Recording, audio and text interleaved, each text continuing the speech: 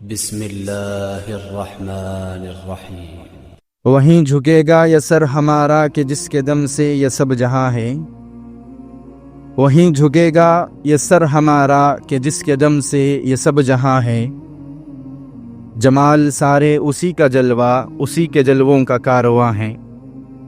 یہ جلتے بجھتے یہ جھل ملاتے قسم الہ کی الہ نہیں ہے۔ یہ جلتے بجھتے یہ جھل ملاتے قسم الہ کی الہ نہیں ہے۔ یہ سر سراتے یہ ٹمٹماتے قسم الہ کی الہ نہیں ہے۔ عروج والے، زوال والے، یہ نیند والے، نڈھال والے، گہے فنا میں یہ آتے جاتے قسم الہ کی الہ نہیں ہے۔ الہ تو وہ ہے ازل سے باقی، جاری بقا ہے کہ جو ہے جاوداں ہے۔ وہیں جھکے گا یہ سر ہمارا کہ جس کے دم سے یہ سب جہاں ہے۔ حاضرین جمعہ، اللہ رب العالمین نے ہم تمام لوگوں کو جس ہدایت سے نوازا ہے، اس ہدایت کے بدلے میں ہمیں سب سے پہلے ہر حال میں اللہ تعالیٰ کا شکر ادا کرنا چاہیے کہ اللہ رب العالمین نے ہم تمام کو توحید جیسی نعمت سے نوازا، اسلام جیسی نعمت سے نوازا، ہدایت جیسی نعمت سے نوازا۔ اور لاکھوں اور کروڑوں درود و سلام ہو میرے اور آپ کے آخری نبی کہ جنہوں نے ہم تک اس توحید کے پیغام کو پہنچانے کے لیے ہزاروں قربانیاں جھیلیں، اور ان صحابہ اکرام پر بھی صلاۃ السلام ہو جنہوں نے اس راستے میں اللہ رب العالمین کے سامنے قربانیاں پیش کی۔ حاضرین جمعہ، ان تمام قربانیوں کے بعد جو مذہب اسلام ہم تک پہنچا ہے، اگر حقیقی معنوں میں اس اسلام کا مطلب ہمیں سمجھنا ہے تو یہی ہے کہ کوئی انسان صحیح معنوں میں اللہ کی ذات کو پہچان لے۔ اسلام کیا ہے؟ اسلام اصل میں اللہ کو پہچاننا ہے۔ اسلام کیا ہے؟ اسلام اصل میں اللہ کی معرفت حاصل کرنا ہے۔ اسلام کیا ہے؟ اسلام اصل میں اللہ تعالیٰ کو ہر قسم کے شرک سے پاک قرار دے کر اس پر ایمان لانا ہے۔ یہ اسلام ہے۔ اور ہم جس معاشرے میں جیتے ہیں، اس معاشرے کا کوئی انسان اگر اپنے آپ کو مسلمان کہتا ہے، اس کے باوجود اللہ کی ذات کے تعلق سے وہ آمیزشوں کا، آلائشوں کا شکار ہے، وہ اللہ کی صفات میں شرک کرتا ہے، اللہ کی ذات میں شرک کرتا ہے، یہ مسلمان ظاہری طور پر کتنا داڑھی والا کیوں نہ ہو، یہ انسان ظاہری طور پر کتنا ٹوپی والا کیوں نہ ہو، ظاہری طور پر 5 وقتہ مسجد کو آنے والا کیوں نہ ہو، مذہب اسلام اس کو ہرگز مسلمان نہیں سمجھتا، کیونکہ اسلام کا اصل معنی اللہ کو کما حقہ پہچاننا ہے۔ اللہ جس طرح ہے اس طرح اللہ کو جاننا ہے، اللہ کی معرفت حاصل کرنا ہے۔ اللہ اپنی صفات اور اپنی ذات کے معاملے میں اکیلا ہے، بے مثال ہے، کوئی نہ اس کی صفات میں اس کا شریک ہے، نہ ذات میں اس کا کوئی شریک ہے۔ یہ کیا چیز ہے؟ صفات میں شریک کیا ہے، ذات میں شریک کیا ہے؟ آج جس معاشرے میں ہم جیتے ہیں، اس معاشرے میں جو لوگ اپنے آپ کو مسلمان کہتے ہیں اور ان کے اندر جو عام طور پر شرک پایا جاتا ہے وہ اللہ کی صفات کو لے کر شرک پایا جاتا ہے۔ کیا شرک ہے؟ کہ غوث اعظم کس کا نام ہے؟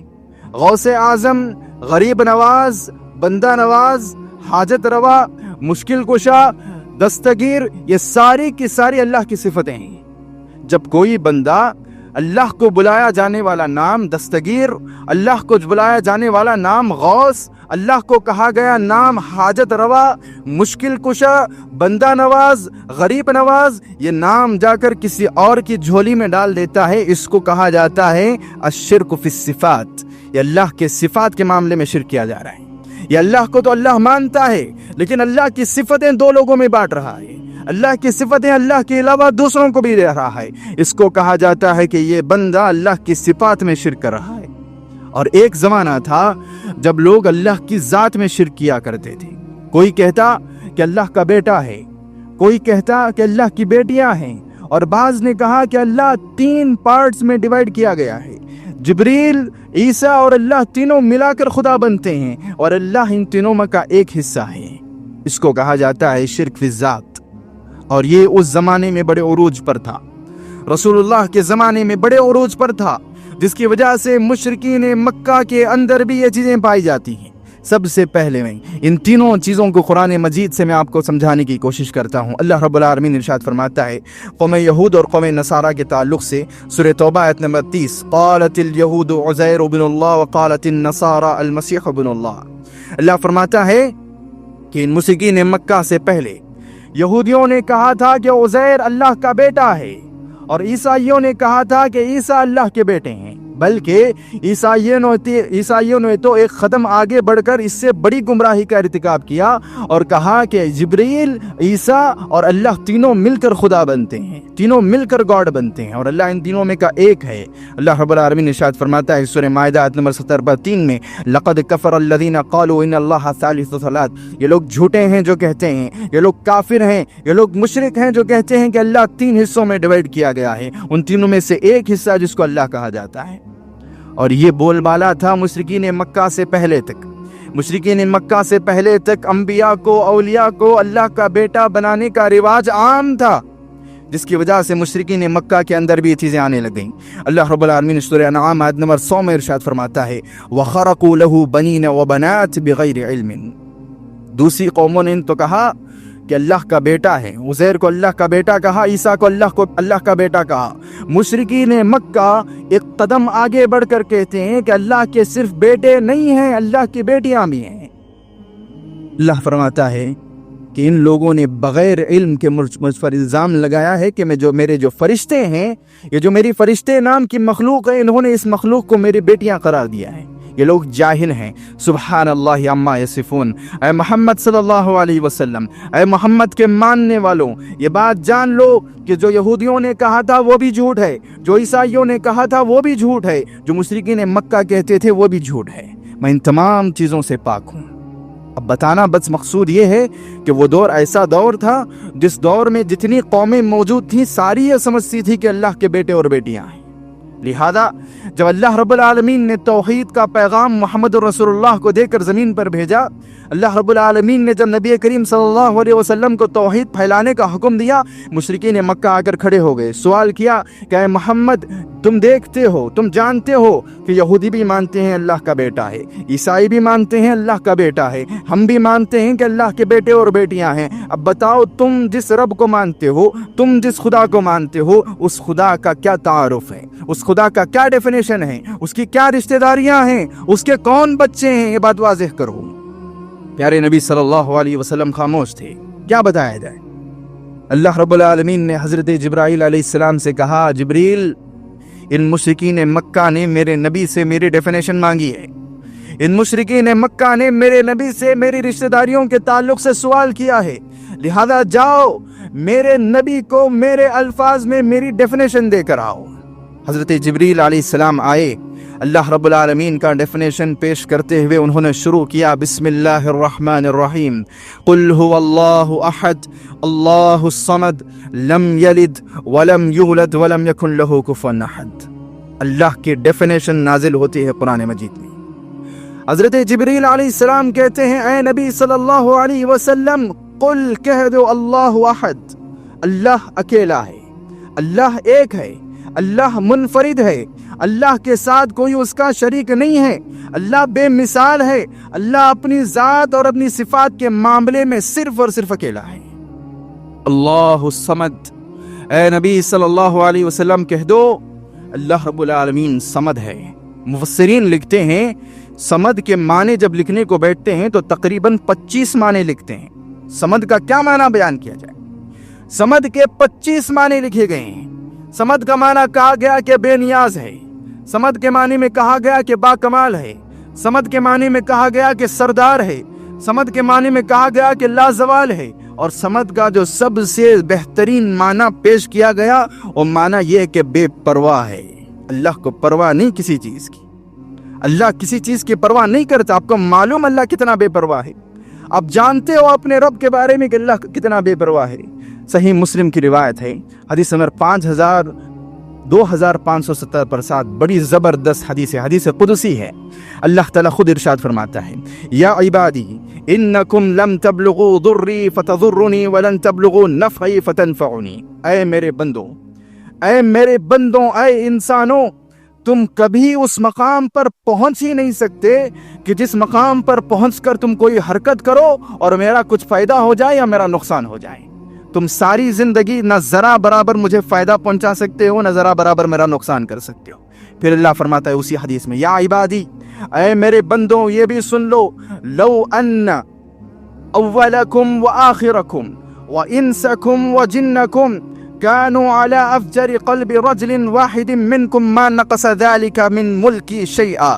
اللہ فرماتا ہے تم لوگ، تمہارے باپ دادا، تم زمین پر جتنے لوگ زندہ ہو سب کے سب، تم سے پہلے جتنے لوگ مر گئے سب کے سب، اور سارے جنات جو زندہ ہیں، جو مر چکے ہیں، جو آنے والے ہیں، یہ سب کے سب کافر ہو جاؤ، فاجر ہو جاؤ، مشرک ہو جاؤ، گنہگار ہو جاؤ، میری ملکیت میں کوئی نقصان ہونے والا نہیں۔ یا عبادی لو ان احدکم وآخرکم وانسکم وجنکم كانوا اتقى على قلب رجل واحد ما زاد ذلك في ملك شيئا۔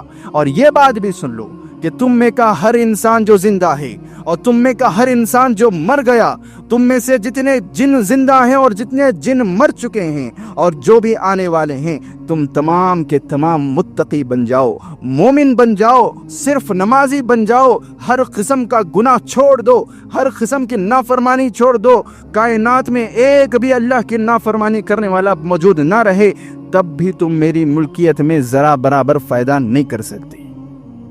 تم سارے گنہگار ہو جاؤ مجھے کچھ فرق نہیں پڑتا، تم سارے نیک ہو جاؤ مجھے کچھ فرق نہیں پڑتا۔ آگے اللہ اور فرماتا ہے، یا عبادی لو ان احدکم وآخرکم وانسکم وجنکم قاموا فی صید واحد فسألونی فاعطیت کل انسان مسئلته ما نقص ذلك مما عندی۔ اور یہ بھی سن لو، اے میرے بندوں یہ بھی سن لو، تم میں کا ہر انسان جو زندہ ہے اور جو مر چکا ہے، تم میں کا ہر جن جو زندہ ہے جو مر چکا ہے، تم سارے کے سارے ایک میدان میں کھڑے ہو جاؤ، اور جو تمہاری خواہشیں ہیں مجھ سے مانگو، جو خزانے تمہیں چاہیے مجھ سے مانگو، جو ہیرے جواہرات تمہیں چاہیے مجھ سے مانگو، تمہاری ساری تمنائیں ایک میدان میں کھڑے ہو کر مجھ سے مانگ لو، اور میں اگر تمام کے تمام کو، سارے جنوں کو، سارے انسانوں کو، سب کی مرادیں اگر میں پوری کر دوں، تب بھی میرے خزانے میں ذرا برابر کمی آنے والی نہیں ہے۔ میں بے پرواہ ہوں، میں تمہارے مانگنے سے نہ میرا کچھ جاتا ہے، تمہارے نہ مانگنے سے نہ میرا کچھ جاتا ہے، تمہاری عبادت کرنے سے نہ میرا کچھ جاتا ہے، نہ تمہاری عبادت نہ کرنے سے میرا کچھ جاتا ہے۔ میں بے پرواہ ہوں، مجھے کوئی پرواہ نہیں کہ تم جنت جاؤ یا جہنم جاؤ، مجھے کوئی پرواہ نہیں کہ تم نماز پڑھو یا نہ پڑھو، مجھے کوئی پرواہ نہیں کہ تم گنہگار بن جاؤ یا نیکوکار بن جاؤ۔ مسئلہ یہ ہمارا ہے، نماز کی ضرورت ہمیں ہے، چھوڑنے پر نقصان ہمارا ہے، پڑھنے پر فائدہ ہمارا ہے، اللہ کو کوئی پرواہ نہیں۔ اللہ فرماتا ہے، اللہ قل هو اللہ احد اللہ الصمد، اللہ اکبر۔ دو جملوں میں کتنا بڑا معنی نکل گیا۔ اللہ فرماتا ہے، جبریل جاؤ میرے نبی سے کہہ دو کہ قل هو اللہ احد، اے نبی مشرکین مکہ سے کہو کہ اللہ اکیلا ہے، اور صرف اکیلا نہیں، اللہ بے پرواہ بھی ہے، اللہ الصمد۔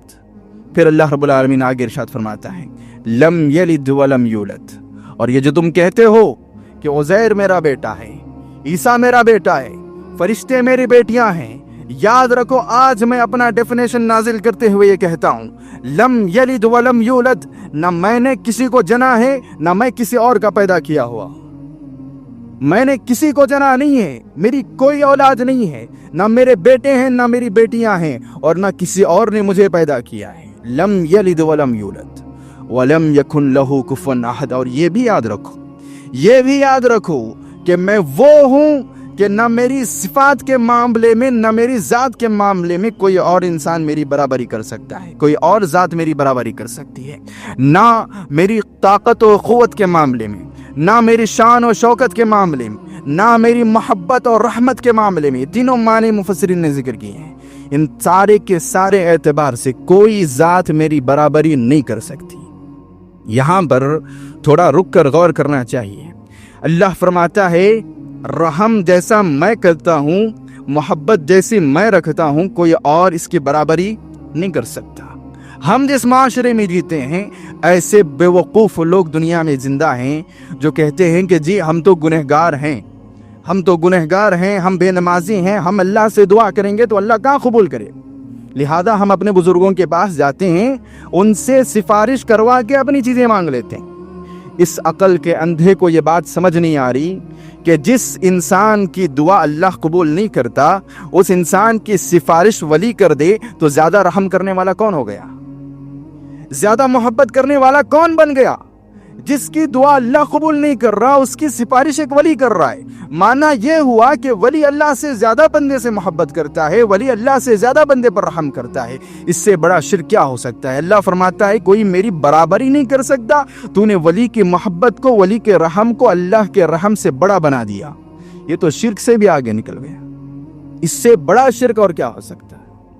تو سمجھنے کی بات یہ ہے کہ ہم جس معاشرے میں جیتے ہیں، اس معاشرے کا جو شرک ہے، یہ یہود و نصارہ اور مشرکین مکہ کے شرک سے بڑا شرک پایا جاتا ہے۔ وہ تو اللہ کے برابر کرتے تھے، ان لوگوں نے اولیاء کو اللہ سے بھی بڑا کر دیا۔ جس کی بات اللہ نہیں سنتا، اس کی سفارش ولی کر رہا ہے۔ جس پر اللہ رحم نہیں کرتا، اس کی سفارش ولی کر رہا ہے۔ جس گنہگار کو اللہ نہیں دیکھنا چاہتا، اس گنہگار کی سفارش ولی کر رہا ہے۔ یعنی سیدھی بات یہ ہے کہ جہاں اللہ بھی رحم نہیں کرتا، وہاں اولیاء رحم کر دیتے۔ نعوذ باللہ من ذالک۔ شاعر نے بڑا خوب کہا تھا، یہ دین جس سے توحید پھیلی جہاں میں، وہ دین جس سے توحید پھیلی جہاں میں، ہوا جلوہ گر حق زمین و زماں میں، رہا شرک باقی نہ وہم و گما میں، وہ بدلا گیا آ کے ہندوستان میں۔ جو اصل توحید مدینہ میں آیا تھا، وہ توحید ہندوستان میں موجود نہیں ہے، جو عام طور پر ہندوستانی مسلمانوں کا کردار ہے۔ جو توحید تھا وہ توحید باقی نہیں رہا، جو توحید رسول اللہ لائے تھے وہ توحید باقی نہیں رہا۔ الغرض ان لوگوں سے بس ایک گزارش ہے، ایک فرمائش ہے کہ اپنی زندگی میں کبھی قرآن کھولو یا نہ کھولو، قرآن پڑھو یا نہ پڑھو، ایک مرتبہ اس چھوٹی سی سورت کو اٹھا کر پڑھ لینا، سورہ اخلاص کو اٹھا کر پڑھ لینا، اس کا ترجمہ پڑھ لینا، اس کا معنی سمجھ لینا۔ واللہ العظیم اللہ تعالیٰ نے اس سورت میں اپنا تعارف رکھ دیا ہے، اپنی پہچان رکھ دی ہے۔ بلکہ مفسرین نے اس سورت کو سورۃ الاخلاص کہا، سورۃ التوحید کہا اور سورۃ المعرفہ کہا۔ ڈیفینیشن والی سورت ہے، اللہ کو ڈیفائن کرنے والی سورت ہے کہ اللہ کیا ہے وہ بتانے والی سورت ہے۔ ایک انسان کو چاہیے کہ کم سے کم اپنی زندگی میں سورۃ الاخلاص کا ترجمہ پڑھ کر دیکھ لیں۔ تو حاضرین جمعہ، یہ جو سورت ہے، یہ سورت اللہ رب العالمین کا تعارف پیش کرنے والی سورت ہے۔ بس اتنا ہی کافی تھا اس سورت کی فضیلت کو جاننے کے لیے۔ لیکن حاضرین، ہم کبھی اندازہ بھی نہیں لگا سکتے کہ اللہ رب العالمین کے نزدیک یہ سورت کتنی بڑی سورت ہے۔ یہ 4 آیتوں والی سورت قرآن کی بڑی بڑی سورتیں اس کا مقابلہ نہیں کر سکتے۔ پیارے نبی صلی اللہ علیہ وسلم کی حدیث ہے، صحیح مسلم حدیث نمبر 812، اللہ کے رسول نے فرمایا، احشدوا فإنی سأقرأ علیکم ثلث القرآن فحشد من حشد۔ اللہ کے رسول صلی اللہ علیہ وسلم نے ایک مرتبہ اعلان کیا، صحابہ آج میں تم لوگوں کو قرآن کا 1/3 حصہ سنانے والا ہوں، مسجد میں آ کر جمع ہو جاؤ۔ آج میں تم لوگوں کو 30% قرآن مکمل پڑھ کر سنانے والا ہوں، مسجد میں آ کر بیٹھ جاؤ۔ صحابہ اکرام کہتے ہیں ہم جتنے لوگ آ سکتے تھے مسجد میں آ کر بیٹھ گئے۔ پیارے نبی صلی اللہ علیہ وسلم اپنے کمرے سے باہر نکلے، فقرأ قل هو اللہ احد ثم دخل۔ اللہ کے رسول آئے، اللہ کے رسول نے بسم اللہ پڑھا، قل هو اللہ احد کا سورہ پڑھا اور اللہ کے رسول کمرے میں چلے گئے دوبارہ۔ صحابہ اکرام نے کہا کہ شاید رسول اللہ پر وحی آئی ہے جس کی وجہ سے دوبارہ کمرے میں چلے گئے۔ تھوڑی دیر کے بعد رسول اللہ پھر باہر آئے، کہا کہ تم اب بھی بیٹھے ہوئے ہو، تم اب بھی بیٹھے ہوئے ہو، کیا معاملہ ہے؟ میں نے کہا تھا انی قلت لکم سأقرأ علیکم ثلث القرآن انہا تعدل ثلث القرآن۔ میں نے کیا کہا تھا؟ میں نے کہا تھا کہ 30% قرآن تمہارے سامنے پڑھ کر سناؤں گا۔ اللہ کے نزدیک قرآن کے 3 حصے ہیں، اللہ کے نزدیک قرآن کے 3 سیکشن ہیں، اور اللہ کے نزدیک قرآن کے آخری سیکشن میں، آخری حصے میں صرف اور صرف قل اللہ احد لکھا گیا ہے۔ یہ ایک سورہ 1/3 قرآن کے برابر ہے۔ یہ ایک سورہ 1/3 قرآن کے برابر نہیں، بلکہ یہ ایک سورہ 1/3 قرآن ہے۔ اللہ کے نزدیک 30 پارے نہیں ہیں۔ اللہ کے نزدیک جو قرآن کا سیکشن ہے وہ 3 سیکشنوں میں آخری سیکشن میں صرف قل اللہ احد لکھا ہوا ہے۔ میں نے کہا تھا میں 30% تمہیں قرآن سناؤں گا، لہذا میں نے سنا دیا۔ اللہ اکبر، کتنا بڑا سورہ ہوگا، کتنا عظیم سورہ ہوگا۔ بلکہ حاضرین جمعہ، اس صورت کے تعلق سے اگر میں بتاؤں تو یہ صورت ایسی صورت ہے جس کے ذریعے آپ بہت آسانی کے ساتھ اللہ کی محبت حاصل کر سکتے ہیں۔ کرنا کیا ہے کہ زندگی میں اس صورت سے محبت شروع کر دینا ہے۔ تمام چیزوں کے مقابلے میں سورہ اخلاص آپ کا سب سے محبوب سورہ ہو، سورہ اخلاص آپ کا سب سے قریبی سورہ ہو۔ پیارے نبی صلی اللہ علیہ وسلم کی حدیث ہے، صحیح بخاری حدیث نمبر 7370 پر 5، ایک شخص کو اللہ کے رسول صلی اللہ علیہ وسلم نے ایک جنگ پر روانہ کیا اور اسے اس کارواں کا امیر بنایا۔ اور وہ شخص جاتا ہے اپنی قوم کو جب بھی نماز پڑھاتا ہے تو سب سے پہلے سورۃ الفاتحہ پڑھتا ہے، پھر اس کے بعد ایک ضمنی سورت پڑھتا ہے، اور رکوع میں جانے سے پہلے لازمی طور پر سورہ اخلاص پڑھتا ہے ہر رکعت۔ سارا سفر ختم ہو گیا، صحابہ نبی کریم صلی اللہ علیہ وسلم کے پاس آئے، رسول اللہ یہ جس بندے کو آپ نے ہمارا امیر بنایا ہے یہ کوئی نئی حرکت شروع کر دیا ہے، جب بھی نماز پڑھتا ہے سورہ فاتحہ پڑھتا ہے، پھر ایک ضمنی سورہ پڑھتا ہے، اور اس کے بعد لازمی طور پر سورہ اخلاص پڑھنے لگا ہے۔ ہر رکعت میں ہم نے دیکھا ہے سورہ اخلاص پڑھے بغیر رکوع نہیں کرتا۔ پیارے نبی صلی اللہ علیہ وسلم نے پوچھا، کہا جاؤ اسے پوچھو کہ کیا وجہ ہے، کیوں یہ نئی چیز شروع کر رہا ہے، جاؤ اسے پوچھو کیا وجہ ہے کہ ہر رکعت میں سورہ فاتحہ پڑھ رہا ہے۔ لوگوں نے جا کر اسے پوچھا، فسألوه فقال لأنها صفت الرحمن وانا احب ان اقرأ بها، اس نے کہا کہ اس صورت میں اللہ کا ڈیفینیشن ہے، اس صورت میں اللہ کی تعریف ہے، اس صورت میں اللہ کی صفت ہے، اور میں اس صورت سے اتنی محبت کرتا ہوں کہ اس کو پڑھے بغیر میں رکوع نہیں کرنا چاہتا، میں ہر رکعت میں اس صورت کو پڑھنا چاہتا ہوں۔ پیارے نبی صلی اللہ علیہ وسلم نے فرمایا، جاؤ اس انسان کو بتا دو، اخبروہ ان اللہ یحبہ، تو صورت سے محبت کرتا ہے، تو سورہ اخلاص سے محبت کرتا ہے، جاؤ اسے بتاؤ کہ اللہ تجھ سے محبت کرنے لگ گیا ہے اس وجہ سے کہ تو سورہ اخلاص سے محبت کرتا۔ اور حاضرین جمعہ، یہ صورت ایسی صورت ہے اللہ کو اتنا زیادہ پسند ہے، واللہ العظیم اگر کوئی انسان دعا مانگنے سے پہلے، اللہ سے کچھ مانگنے سے پہلے سورہ اخلاص پڑھ لے، پیارے نبی صلی اللہ علیہ وسلم نے فرمایا اس کی دعا رد نہیں کی جاتی۔ رسول اللہ صلی اللہ علیہ وسلم کی حدیث ہے، مستدرک حاکم حدیث نمبر 1880 پر 3، ان النبی صلی اللہ علیہ وسلم سمع رجلا يقول اللهم انی اسألک بانک احد صمد لم یلد ولم یولد ولم یکن له کفوا احد، فقال لقد سأل الله باسمه العظیم الذي اذا دعی به اجاب واذا سئل به اعطى۔ سبحان اللہ، اللہ کے رسول نے دو جملے ارشاد فرمائے۔ اللہ کے رسول صلی اللہ علیہ وسلم نے ایک مرتبہ ایک شخص کو دیکھا دعا کے لیے ہاتھ اٹھایا ہوا ہے، اور اللہ سے کہتا ہے، اے اللہ میں تجھ سے سوال کرتا ہوں کیونکہ تو احد صمد لم یلد ولم یولد ولم یکن له کفوا احد ہے، اور میں تجھ سے سوال کرتا ہوں۔ پیارے نبی صلی اللہ علیہ وسلم نے فرمایا، اس شخص نے اللہ کو ایسے نام سے بلایا ہے، اس شخص نے اللہ کو ایسی تعریف کر کے بلایا ہے، اس شخص نے اللہ کو اتنا خوش کر کے بلایا ہے، اذا سئل به اجاب، آج کے بعد جو بھی انسان اس طرح اللہ کو بلائے گا اللہ ہر اس انسان کی دعا قبول کرے گا، وَإِذَا دُعِيَ بِهِ أَعْطَى، اور اس دعا کو پڑھ کر، اس سورت کو پڑھ کر آج کے بعد جو بھی مانگا جائے گا وہی چیز اسے دی جائے گی۔ اللہ اکبر۔ پیارے نبی صلی اللہ علیہ وسلم نے فرمایا، اس سورت کو پڑھ کر دعا مانگنے والا اس کی ہر دعا قبول ہوتی ہے، وہ جو مانگتا ہے اسے دیا جاتا ہے۔ اللہ کو کتنا محبوب ہوگا۔ اور آخری بات میں آپ کو یہ بھی بتاتا ہوں کہ ہماری جو زندگیوں کا مقصد ہے کہ ہم کسی طرح اپنی دنیاوی زندگی کامیاب کر لیں، جہنم سے بچ جائیں اور جنت میں داخل ہو جائیں، واللہ العظیم سورۃ الاخلاص کے اندر اللہ تعالیٰ نے یہ طاقت بھی رکھ دی ہے۔ اگر کوئی انسان صحیح معنوں میں سورۃ الاخلاص سے محبت کرنے والا بن جائے، یہ سورت جب تک اسے جنت میں داخل نہیں کر دیتی نہیں بیٹھتی۔ پیارے نبی صلی اللہ علیہ وسلم کی حدیث ہے، ترمذی حدیث نمبر 2901، ایک انصاری صحابی تھے نبی کریم صلی اللہ علیہ وسلم کے زمانے میں۔ وہ صحابی بڑی بہترین قرات والے اور بہت زیادہ قرآن یاد رکھنے والے صحابی تھے۔ اللہ کے رسول صلی اللہ علیہ وسلم نے ان کو امامت کرانے کی اجازت دی، لہذا وہ صحابی گئے مسجد قباء، جو آج بھی بہت مشہور مسجد ہے مدینہ میں، مسجد قباء میں وہ صحابی رسول سب سے پہلے اپوائنٹ کیے جانے والے امام ہیں۔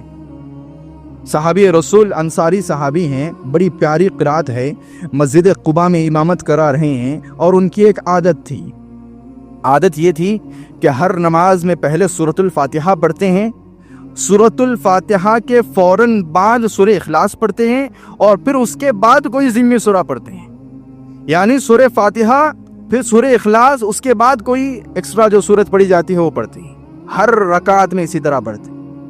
مقتدی پریشان ہو گئے، انہوں نے امام صاحب سے کہا، امام صاحب آپ دو دو سورتیں کیوں پڑھ رہے ہیں؟ یا تو آپ سورہ اخلاص پڑھو یا تو کوئی دوسرا سورہ پڑھو، اب دو دو سورتیں کیوں پڑھ رہے ہیں؟ اس انصاری صحابی نے کہا، دیکھو تم مجھ پر پابندی نہیں لگا سکتے، یہ میری عادت ہے، اگر تمہیں یہ پسند نہیں ہے تو میں امامت چھوڑ رہا ہوں، میں یہاں امامت نہیں کروں گا۔ لوگوں نے کہا کہ آپ سے بہتر تو قرآن کوئی پڑھتا نہیں ہے، آپ سے زیادہ نیک بھی ہم نے کسی کو دیکھا نہیں ہے، آپ چلے جائیں گے تو کون امامت کرے گا، لہذا آپ ہی رہیے۔ اور بہت دنوں تک اسی طرح مسئلہ چلتا رہا، اور ایک مرتبہ مسجد قباء کو رسول اللہ صلی اللہ علیہ وسلم آ گئے۔ مسجد کے تمام لوگ ربی کریم صلی اللہ علیہ وسلم کے پاس جاتے ہیں۔ فلما اتاہم النبی صلی اللہ علیہ وسلم اخبروہ الخبر، انہوں نے کہا رسول اللہ یہ جو امام ہے ہمارا ایک نئی حرکت کر رہا ہے، جب بھی نماز پڑھاتا ہے سورہ فاتحہ کے بعد پہلے سورہ اخلاص پڑھتا ہے، اور ہمیشہ سے پڑھ رہا ہے۔ ہم نے اسے کہا کہ ایک سورت پڑھ لیا کرو، دو دو سورتیں کیوں پڑھتے ہو؟ تو ہمیں دھمکی دینے لگا کہ میں امامت چھوڑ کر چلا جاؤں گا۔ پیارے نبی صلی اللہ علیہ وسلم نے اس شخص کو بلایا، قال ما يحملك على لزوم هذه السورة في كل ركعة، اے شخص کیا معاملہ ہے؟ کیا بات ہے کہ تو اس مسجد والوں کی بات نہیں سن رہا؟ کیا معاملہ ہے کہ مسجد والے کہہ رہے ہیں کہ ایک سورت پڑھا اور تو دو دو سورتیں پڑھا رہا ہے، اور کس وجہ سے اس پر پابندی کر رہا ہے؟ رسول اللہ نے لفظ لزوم کا استعمال کیا، کیوں اس چیز کی پابندی کر رہا ہے؟ اس شخص نے نبی کریم صلی اللہ علیہ وسلم سے کہا، انی احبها یا رسول اللہ، اللہ کے رسول میں اس سورت سے محبت کرتا ہوں، میں اس سورت سے انتہا درجے کی محبت کرتا ہوں، اور میں پسند کرتا ہوں کہ ہر نماز میں اس سورت کو پڑھوں، لہٰذا یہ لوگ میری اس عادت کو چھڑوانا چاہتے تھے، میں نے کہہ دیا مجھے امامت ہی نہیں چاہیے، مجھے یہ سورت چاہیے، میں اس سورت سے محبت کرتا ہوں۔ پیارے نبی صلی اللہ علیہ وسلم نے فرمایا، حبک ایہا ادخلک الجنہ، تجھے معلوم ہے تیری اس محبت نے جو اس سورت کے لیے ہے، اس محبت نے تجھے کب کا جنت میں پہنچا دیا ہے، اس محبت نے تجھے کب کا جنت میں پہنچا دیا ہے، تیری اس سورت کی محبت کی وجہ سے تو جنت میں ہے۔ اس سورت سے محبت انسان کو جنت پہنچا دیتی ہے۔ تو حاضرین جمعہ، یہ جو بہت چھوٹی سی سورت ہے، مختصر سی سورت ہے، اس کو بالکل ہلکے میں نہیں لینا ہے، اس کو اچھی طرح تجوید کے ساتھ خود بھی یاد کرنا ہے، اپنے گھر کے سارے بچوں کو یاد دلوانا ہے، اور ہو سکے تو ہر نماز میں اس کو پڑھنے کی کوشش بھی کرنا ہے، بالخصوص نفل نمازوں میں۔ پیارے نبی صلی اللہ علیہ وسلم کی ایک حدیث ہمیں ملتی ہے، صحیح مسلم ہی کی حدیث ہے، حدیث نمبر 811۔ پیارے نبی صلی اللہ علیہ وسلم نے ایک مرتبہ فرمایا، کیا معاملہ ہے تم لوگ رات کی نمازوں میں زیادہ قرآن نہیں پڑھتے؟ میں تو چاہتا ہوں کہ تم رات کی نماز میں یا ہر رات تم ثلث سے قرآن پڑھ لو، ہر رات تم قرآن کے 10 پارے پڑھ کر سونا۔ صحابہ کرام نے کہا کہ اللہ کے رسول کیسے ہو سکتا ہے، ہر دن 10 پارے کیسے پڑھ سکتے ہیں؟ پیارے نبی صلی اللہ علیہ وسلم نے فرمایا، کیوں پڑھو گے 10 پارے؟ تم ایک سورت پڑھ لو، قل هو اللہ احد پڑھ لو، تمہاری رات کی نمازوں میں یہ سورت پڑھو، تمہارے رات کی قراتوں میں یہ سورت پڑھو، اللہ تمہارے نام اعمال میں لکھ دے گا کہ یہ 1/3 قرآن پڑھ کے سویا ہے، یہ 1/3 قرآن رات کی نماز میں پڑھ رہا تھا، یہ 1/3 قرآن کے ساتھ قیام اللیل کر رہا تھا۔ تو حاضرین جمعہ، رات کو سوتے ہوئے لازمی طور پر اس سورت کا اہتمام کرنا، اس سورت سے محبت کرنا، اس سورت کو یاد کرنا، اپنے بچوں کو یاد دلانا، اس کی بڑی فضیلت ہے۔